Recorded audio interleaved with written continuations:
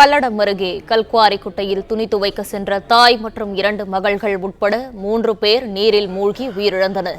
2 பேரின் உடல்கள் மீட்கப்பட்ட நிலையில் மற்றொரு குழந்தையின் உடலை தேடும் பணியில் தீயணைப்புத் துறையினர் ஈடுபட்டுள்ளனர். இதுகுறித்தான விவரங்களோடு இணைகிறார் செய்தியாளர் சதீஷ்குமார். சதீஷ்குமார், வணக்கம். கூடுதல் விவரங்களை பதிவு பண்ணல. வணக்கம்.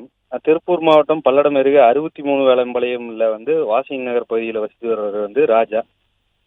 அவரோட மனைவி ரேவதி என்பவரும், அவர் 2 மகள்கள் பிரகன்யா, பிரகக்ஷினா ஆகிய 3 பேரும், தீபா மற்றும் ரிதிக்ஷா ஆகிய 3 பேரும் அப்பகுதியில் செயல்படாத கல்குவாரி ஒன்றிற்கு துணி துவைப்பதற்காக உள்ளே சென்றுள்ளனர்.